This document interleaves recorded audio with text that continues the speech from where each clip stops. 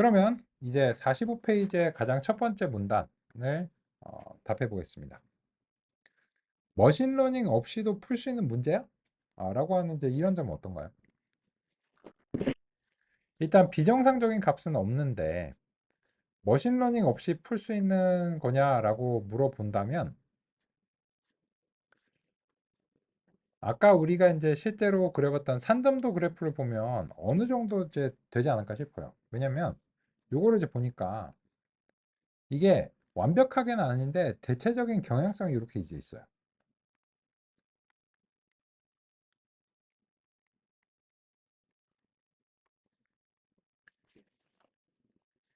물론 경계 구간들에서는 이런 식으로 하면은 조금 틀릴 겁니다. 근데 약간 틀리는 거를 감수하고서 우리가 어, 보자면 이거는 if else 문으로도 가능할 것 같습니다. 그래서 우리 이제 다음은 모형에 관한 이야기를 해보도록 하겠습니다.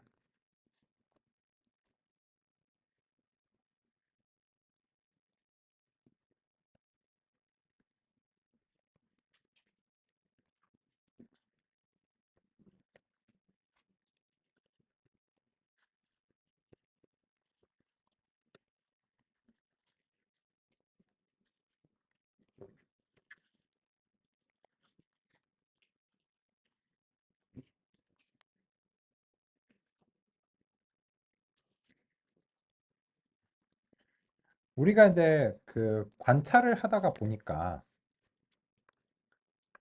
이게 이제 소위 말해서 이제 기계학습 같은 알고리즘이 굳이 필요한가에 대해서 좀 의구심이 이제 드는 상황이에요.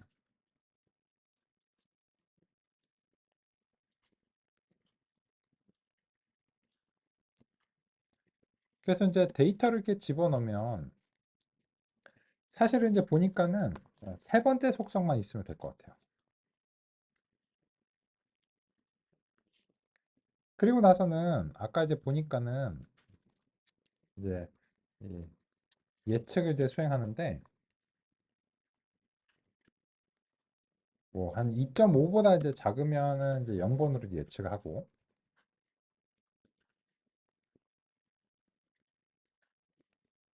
5.0보다 이제 작으면 이제 1, 나머지는 이제 2로 예측을 이제 하면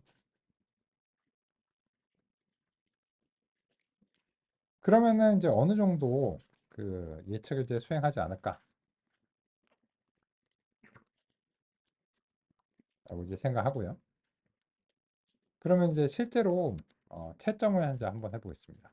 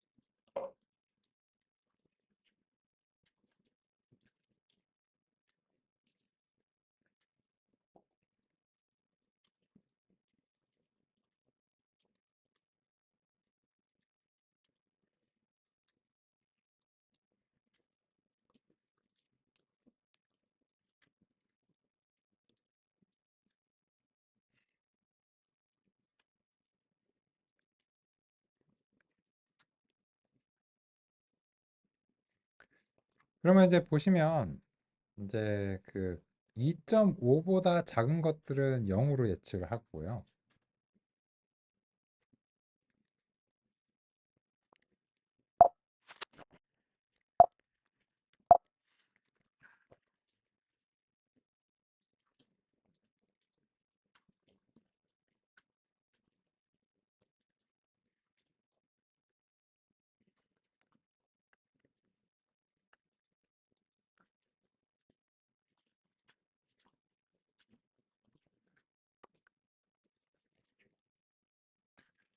즉 x3의 세 번째 열의 값이 2.5보다 작거나 같은 경우에는 0으로 예측을 하고요. 아닌 경우는 또 한 번을 더 따지는 겁니다. 그래서 이제 이렇게 이제 하는 것과 마찬가지예요. 이 부문을 요 x3이라는 이제 값이 2.5보다 작다.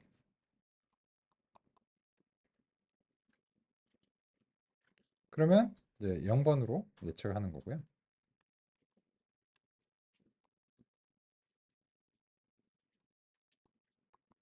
5.0보다 작다. 그러면 이제 1번으로 예측하는 건데 이때는 여기에 이제 걸리려면은 if문을 이제 지나왔을 거 아니에요? 따라서 이제 여기에 올 때는 당연하게도 x3이 2.5보다 이제 크거나 같은 값들에 대해서만 이제 따지니까 이 두 번째 else if문에서 굳이 2.5보다 크거나 같으냐 이렇게 따질 필요는 없을 것 같습니다. 그리고 마지막으로 이제 요 else에서는 이제 그 따질 필요가 없고 나머지는 그냥 다 이제 2로 하겠다라고 되는데 그래서 요 가장 마지막에는 이제 else에 대응합니다. 그래서 이제 요 1이 되는 값들은 x3이 5.0보다 작고 2.5보다 큰 값들은 1로 이제 하겠다라고 하는 건데 여기서 이제 numPy의 where문을 쓴 이유는 뭐냐면 이걸 이제 안 쓰고 하려면 이제 for문으로 이렇게 작성을 해 줘야 돼요.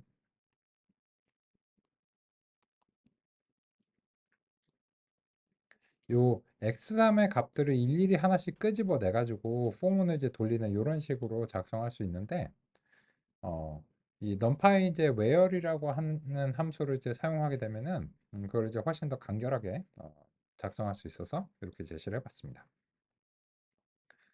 그러면 이 예측하고 정답이죠.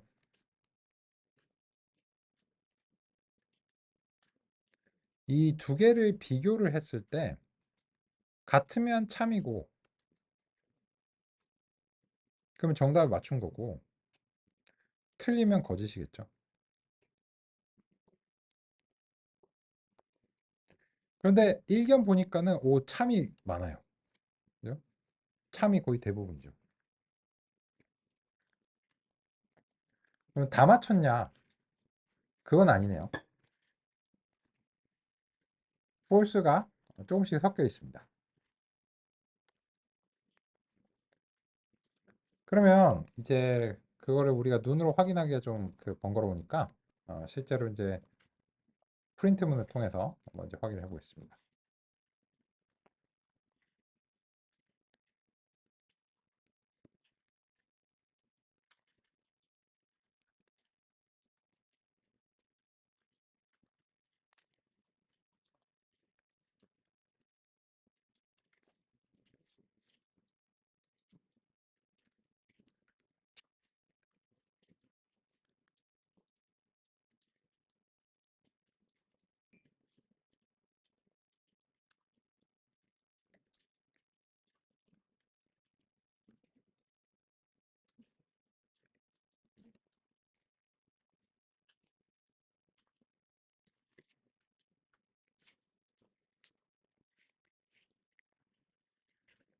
예측이야 뭐 아무렇게나 할 수도 있죠.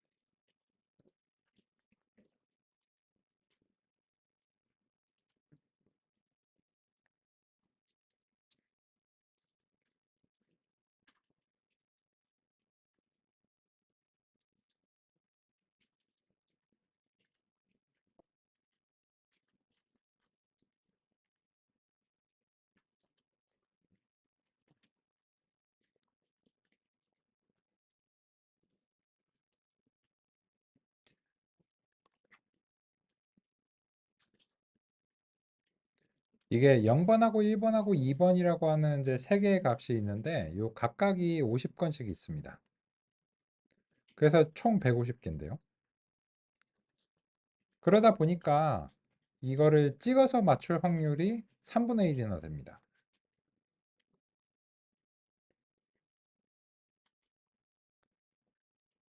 그래서 이제 우리가 이제 어떤 방식을 써서 예측을 했을 때 찍어서 맞추는 것보다는 훨씬 더 높은 성능을 보여줘야 되겠죠.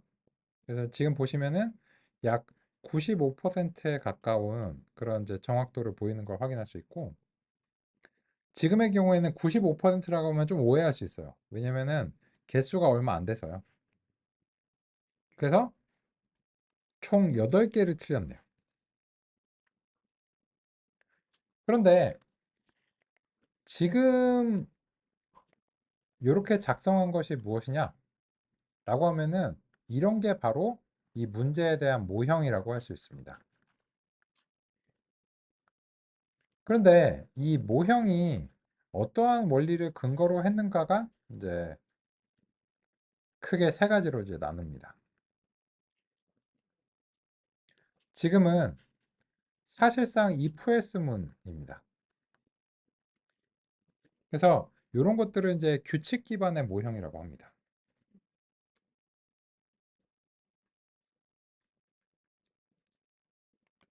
그러면은 이점과 관련해서 우리 이제 교재 내용을 좀 확인해 보도록 하겠습니다. 이거는 좀 앞장으로 넘어가야 돼서 제가 이제 교재 해당 부분 확인 드리겠습니다. 24페이지를 같이 한번 살펴보겠습니다.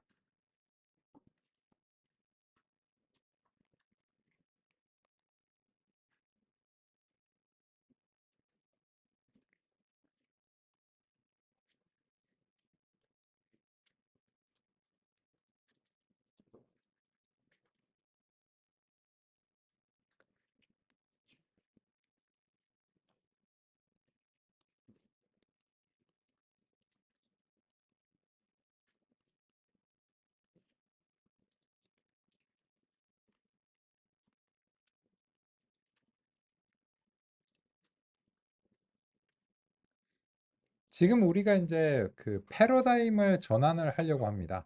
그럼 이제 패러다임을 뭐에서 뭘로 이제 전환해야 되는가라고 하는 건데, 대체로 이제 그 기존에 소프트웨어를 개발하시면은 이제 이런 규칙들을 정교하게 그 직접 만드시는 일이 대부분입니다. 근데 이제 머신러닝이라고 하는 패러다임으로 바꾼다라고 하는 것은 우리가 여기서 이제 이렇게 이제 가고 싶은데요. 지금 규칙 기반으로 된 그 모형을 한번 만들어 본 겁니다. 사실상 if와 else라고 이제 말씀을 드렸고, 이런 것들을 이제 규칙 기반 전문가 시스템이라고 이제 하고, 이런 경우는 이제 처리 과정을 그 프로그래머가 잘 알고 있는 경우입니다. 근데 지금의 경우에 우리 식물학자가 아닌데도 불구하고 그 95% 정도 수준이 되는 모형을 만든 겁니다. 어떻게 했나요? 우리가 이제 그 분석을 하는 과정에서 보니까 산점도를 그냥 보니까는 이게 별거 아닌 것 같았어요. 아니, 뭐 이게 그냥 대략적으로 그냥 구역이 이렇게 있는데?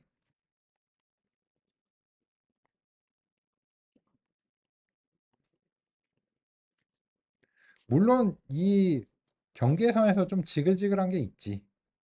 근데 요 부분을 살짝 포기하고서 보면은 대략적으로 얘는 케이크처럼 이렇게 층이 있는 것 같아. 이런 어떤 분석을 이제 수행했고, 그런 경우에 굳이 머신러닝을 이제 쓰지 않아도 좋은 성과를 낸다는 것을 이제 알 수 있습니다.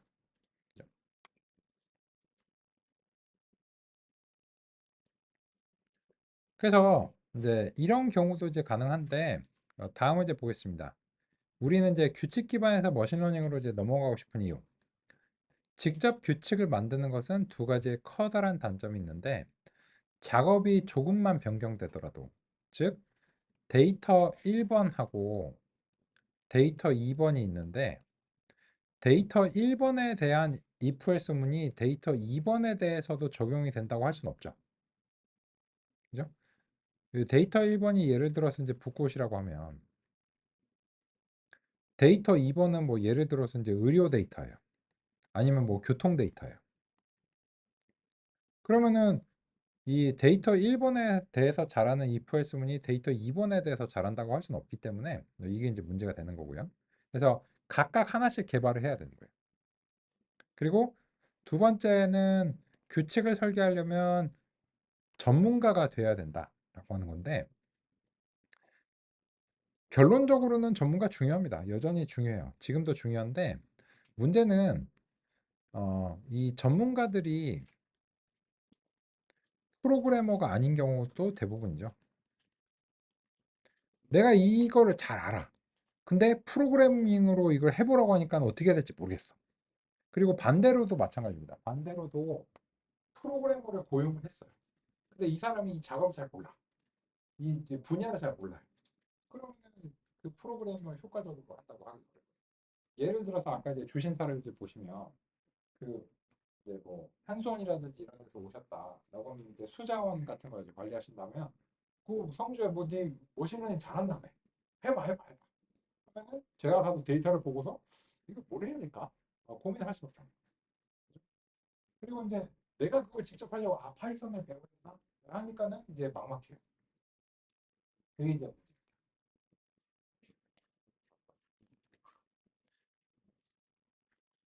그러면 이제 비교해서 같이 이제 보겠습니다. 제가 페이지는 다시 안내 드릴게요. 그러면 첫 번째 그 소위 말해서 이제 머신러닝 알고리즘을 47페이지로 가보겠습니다. 대비해서 이제 보기 위해서요. 첫 번째 머신러닝 모델이라고 이제 되어 있고 K 최근접 비율 알고리즘이라고 이제 제시가 됐습니다. 이거는 뭐 모르겠고 다짜고짜 한번 해보겠습니다. 47페이지에 26번 입력을 같이 한번 이제 보겠습니다.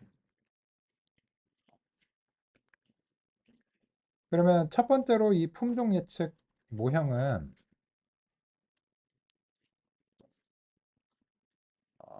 규칙 기반 모형입니다. 서술을 하자면요. 그래서 이제 규칙 기반 모형으로 95%에 가까운 성능을 냈다라고 할 수 있습니다. 이거는 이제 소수점을 미세하게 볼 필요가 사실 거의 없죠. 이게 그 개수가 많지 않기 때문에. 그래서 이제 소수점 없이 그냥 이제 95%라고 하겠습니다. 그럼 이제 대비해서 이제 이 소위 말해서 이제 기계학습 알고리즘으로 평가되는 알고리즘을 선택을 해보겠습니다.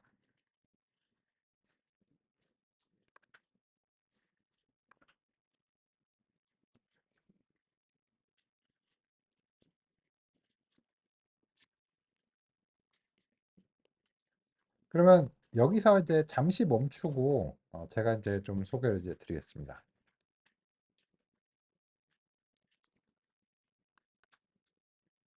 알고리즘들은 그 원리에 따라서 그 분류가 따로 되어 있습니다. 한데 합쳐져 있지 않고요. 그래서 이제 네이버스라고 하는 이제 알고리즘 패밀리가 있고 거기서 이제 구체적인 알고리즘들이 이렇게 이제 있습니다.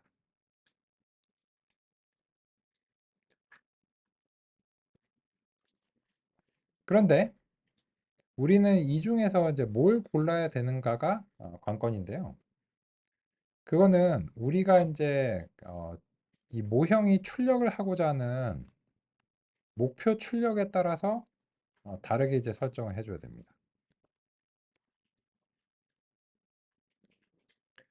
지금은 우리가 원하는 것은 유형을 분류하는 것입니다.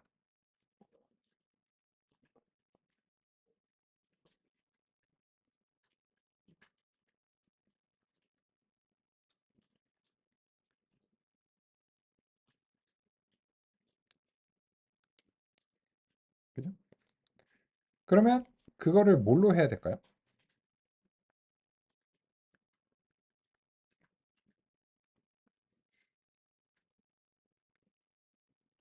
클래시파이어를 선택해야 되는 이유입니다. 요점은 상의드린 대로 빅브레이크 20분간 갖고 그 다음에 이어서 진행하면서 다시 살펴보도록 하겠습니다.